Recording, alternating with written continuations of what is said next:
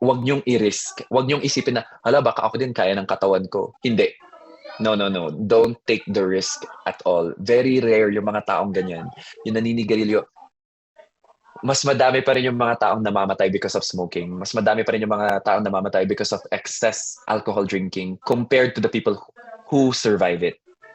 So let's not take the risk at all. Okay, next is always wear sunscreen. Oh, alam niyo yan sa mga top fans ko dyan on Facebook na lagi akong nagre-remind na mag-sunscreen, sunscreen. Hindi lang para gumanda, okay? Hindi lang para maging fresh. Hindi lang para pansinin ka ni Joa. Pero para mabawasan natin ang risk natin magka-cancer. Bawasan natin ang squamous cell carcinoma, melanoma, basta types of cancer lang yan. So actually, SPF 15 is already enough. Pero sige, if you have SPF 30, edi better. SPF 50, better din. Now, if bigyan ko lang kayo ng idea, actually yung SPF hindi naman ganun ka, SPF 15 protects you like 96% from the ultraviolet rays. SPF 30, I think it protects 98% from the ultraviolet rays. Tas SPF 50, 99% naman ata yung protection mo. So 1% lang yung difference. Pag SPF 15, SPF 30, SPF 50, 1% lang yung difference ng effectivity nila sa pagproprotekta sa'yo from the harmful rays of the sun. Ayan. So ayan, review lang natin ha, para natin iwasan ng cancer, exercise every day, choose a nutrient-dense diet, 50% fiber, 25% protein, 25% carbs, and then maintain your weight, reduce your alcohol intake, better not to drink alcohol at all, never smoke, and wear sunscreen. Pero sabi ko kanina may vaccine. Ano yung vaccine? Para maiwasan natin ang cancer. So, hindi siya direct na cancer ang ipe-prevent. It's actually infection. No? So, we have certain types of viruses that can cause cancer. So, that's why Hep B vaccine is helpful in preventing liver cancer. And then HPV vaccine, itong human papilloma virus vaccine, nakukuha natin yan through sex, through skin-to-skin contact. Actually, yung hepatitis B din, we can also get that through unprotected sex. So if you're sexually active, you meet strangers, make sure you're vaccinated against Hep B and also HPV vaccine. Contact mo na lang your primary care provider or your general physician or kung sino man yung doctor mo so that you can get vaccinated with Hep B and HPV. Yeah, so they prevent infection because Hep B infection and some HPV infection can cause cancer. So again, Hep B infection can lead to liver cancer, and then HPV infection can lead to cervical cancer. So, get vaccinated para mabawasan ang risk natin. So, yan yung mga vaccines. Alright. So, bakit nga ba important na mag-invest tayo in prevention? Kasi it's far cheaper than the cure. Kasi pag andun na tayo pag nakuha na natin yung sakit, it's gonna be far more expensive to treat it. And sometimes, alam ko naman na, Doc, bakit yung kakilala ko, exercise siya ng exercise, araw-araw, healthy naman yung kinakain niyang diet, pero nagkasakit pa rin siya. And this is why we should be financially prepared. Kasi you'll never know talaga kung kailan ka tatamaan ng sakit. And this is not to say na walang kwenta yung preventive measures. Actually, may silbi pa rin yung mga yan because they can reduce the severity of the disease. So sabihin man natin, hindi mo na iwasan yung sakit, pero pwede mong bawasan kung gaano siya kalala if ever nagkasakit ka. Because you've been taking the preventive measures. So it's not a complete waste naman. So how do we become financially prepared in the case of a health emergency? Ginawa mo naman lahat. You've been so careful. You've been exercising every day. Nutrient-dense palagi yung diet mo. Regular naman yung checkups mo with your doctor. But unfortunately, nagkasakit ka. So what do? Of course, we need to save up. We need to Now, sometimes I know yung sahod natin, hindi siya enough para makapag-save. So that's why we have to look for other sources of income. Huwag tayong mag-rely sa iisang source of income. Like for example, your 8 to 5 job, that will not be enough for you to save. So you have to look for side jobs din. And may mga extra jobs naman na pwede mong gawin that doesn't require too much work. So it's all about doing your research, asking help from your friends na madaming gig dyan, madaming racket. So that's how we save up actually. We have to find different sources of income. And then part of saving up would be building your emergency fund. So ang ina-advise from one of the people I've talked to, she's a businesswoman, sabi niya, your emergency fund should be 5 years of your of your earnings from your job. 5 years of your salary, yun daw ang emergency fund. So feel ko, hindi ko alam kung achievable ba yun for everyone. So siguro ba maybe we can try 3 years or 2 years lang kasi feel ko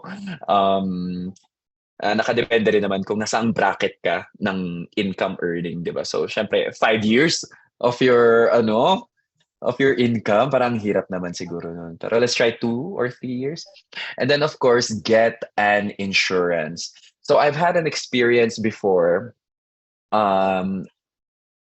This is a friend of mine. Kinakailangan niya na maoperahan sa heart. And we were very lucky na, well, aside from being doctors kasi pag doctor, free yung PF. So we didn't have to pay for the PF of the doctor. And then also with the insurance, parang more than 60% nabawasan dun sa operation. So malaki pa rin yung hospital bill, but it would have been bigger if we did not have insurance. So insurance, very important. And then when you're trying to develop a healthy lifestyle, isipin mo na it's about the choices we make each day. Diba? So meron tayong na-develop kasi na habits. That's why we have become unhealthy. So right now, it's about the choice you make for today. So because we've talked about this, so ano ang dinner mo mamaya? Diba? What are you gonna eat for dinner later?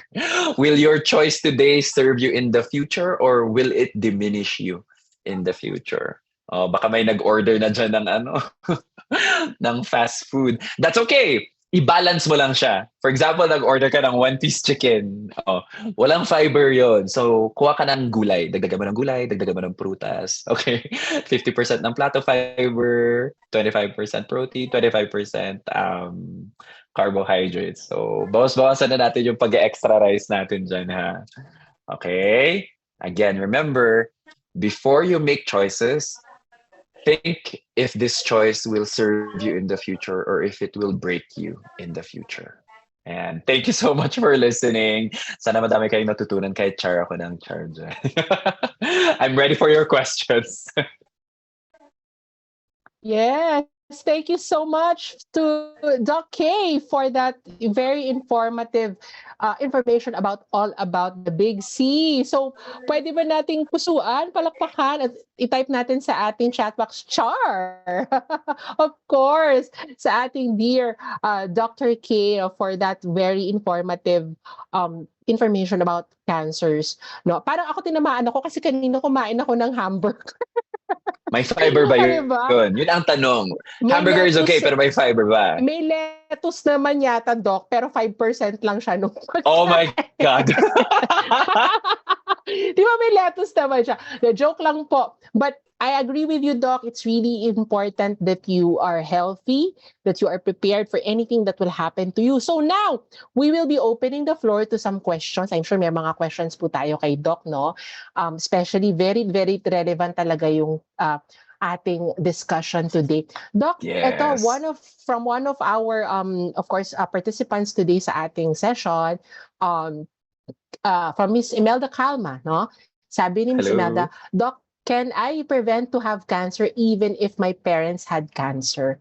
How? So technically parang genetic yung cancer sa family, Doc. Yes. So depending on the type of cancer, ang pinaka-important dito would be the screening. Kailangan early detection is the key for you to be able to manage the cancer early on. So ano bang meron sa early detection? Kasi if nahuli yung cancer ng stage 1, the treatment is much easier compared to pag nasa end stage ka na ng cancer. So you have to talk with your primary care physician, with your doctor, or kung sino man yung oncologist ng parents mo.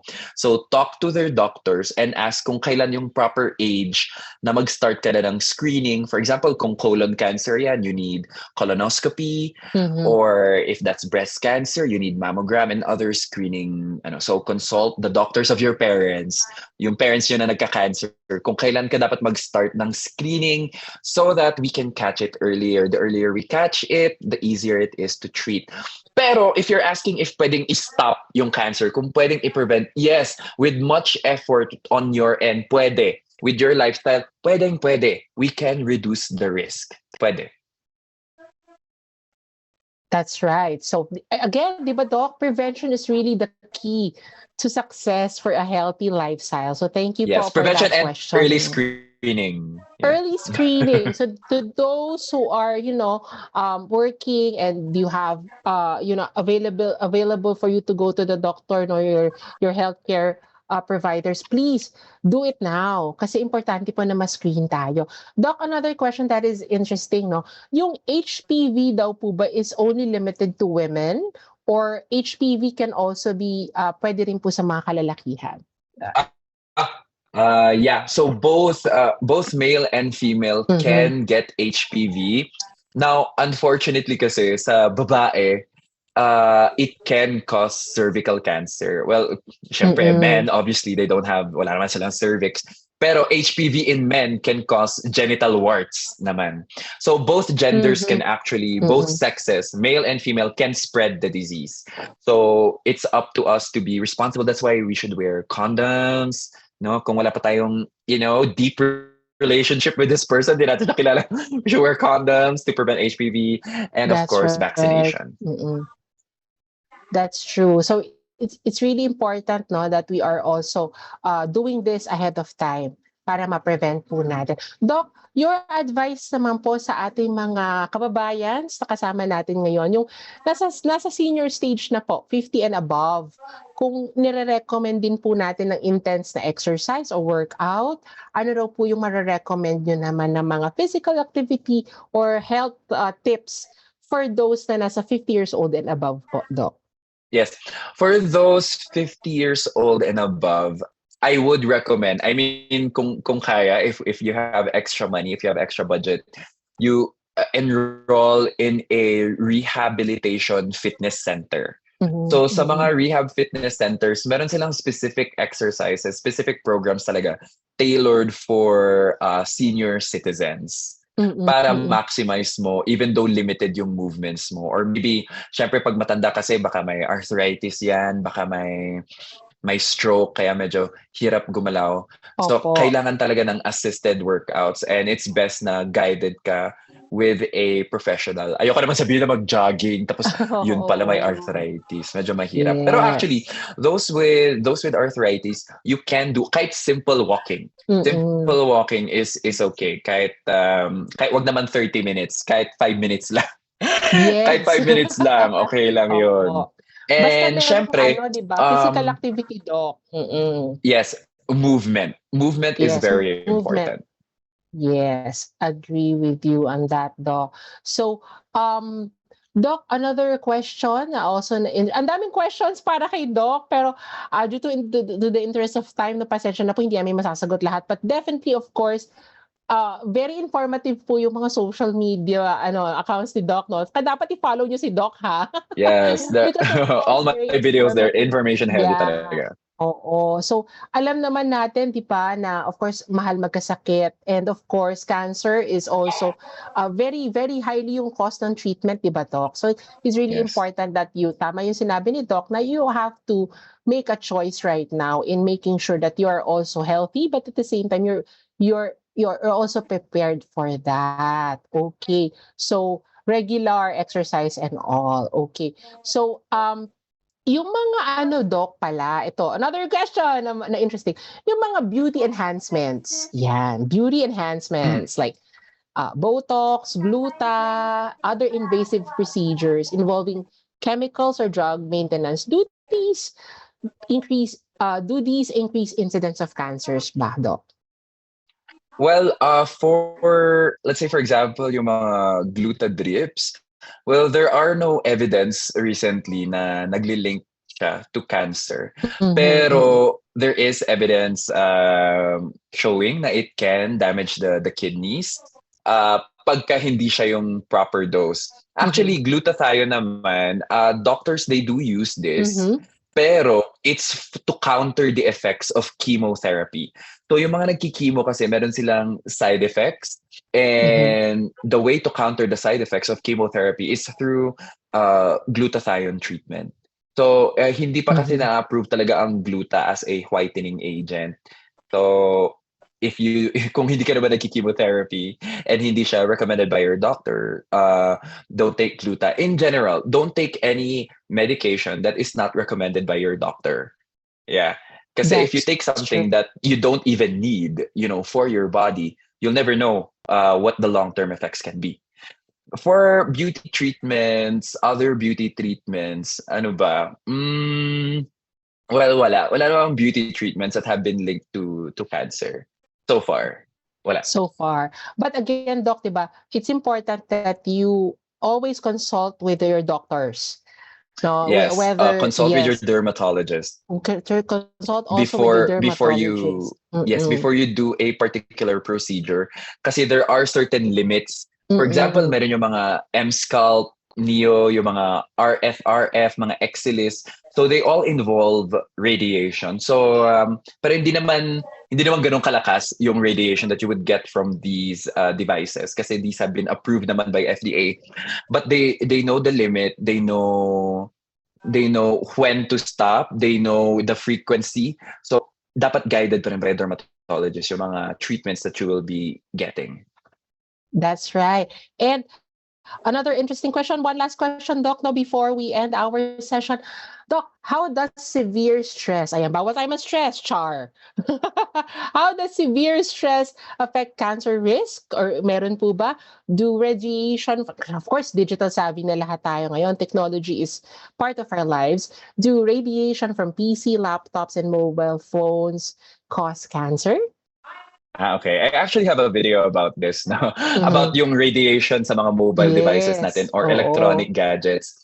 Now, actually, ang isipin ninyo is the radiation from the sun is much stronger than the radiation that we get from our phones. So actually, we need to worry about the sun more than we need to worry about our gadgets. So the only thing naman na problem from our electronic devices would be the blue light.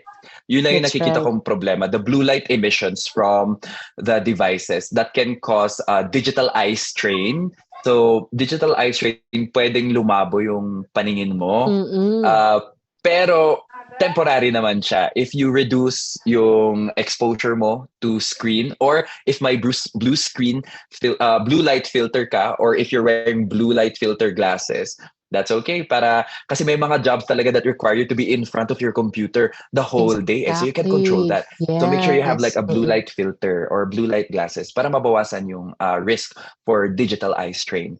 And then, also, blue light also decreases melatonin kasi. So, kung puro ka cellphone, puro ka laptop before you sleep, you might have poor sleep quality kasi nababawasan yung melatonin from the blue light coming from the electronic devices. So, how to prevent mag-blue light filter kayo or blue light glasses. And for the stress naman, madami talagang effects ang stress sa katawan, no?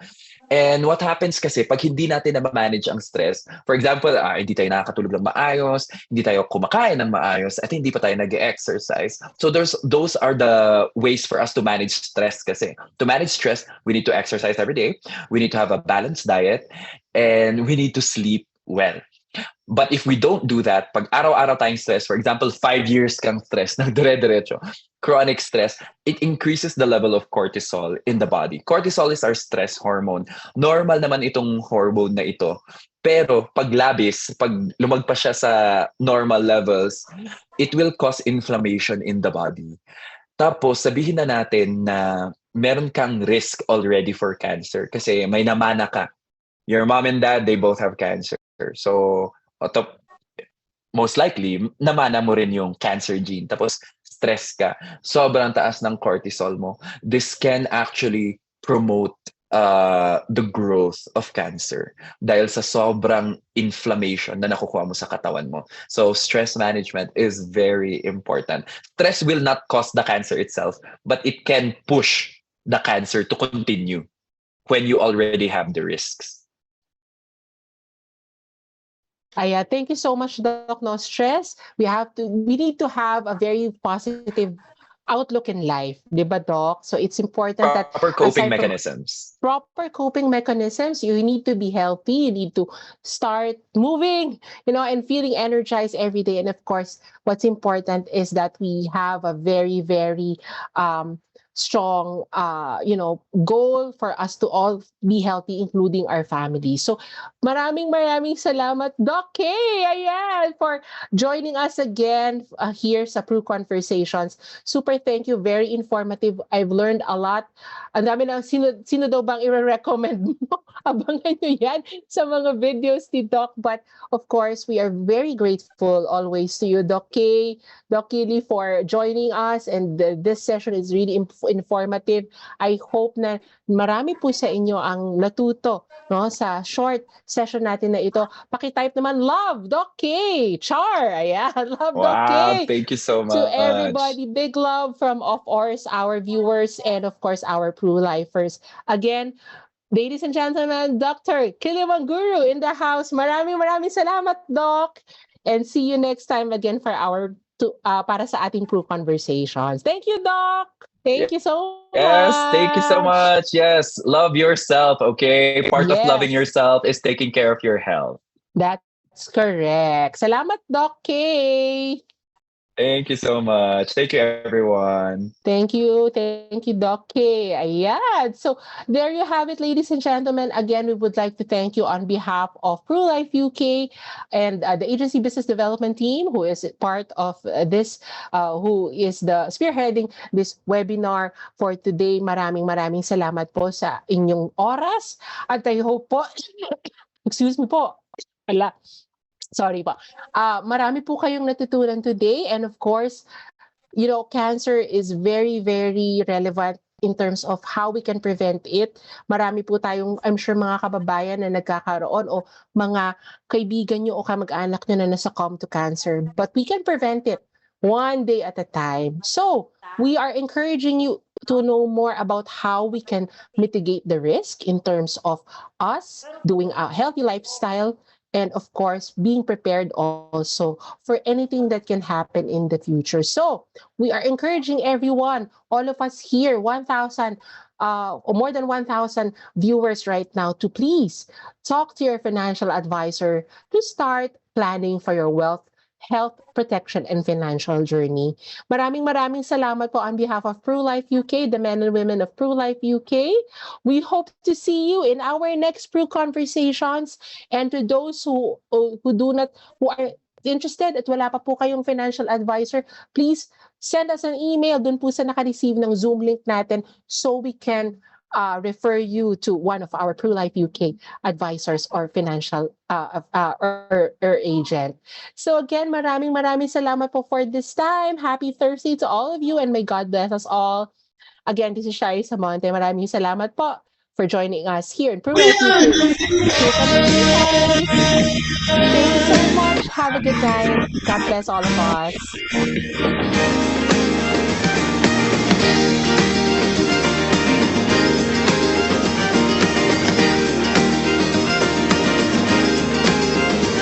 We all share the same destination.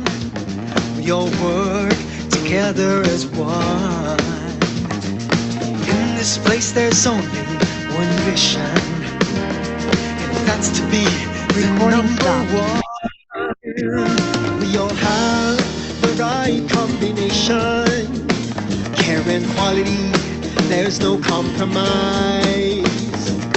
Doing the very best will be our mission. It's something that we need to realize. It's something very special in our lives. Pru-Life UK, our values mean a lot. We are looking for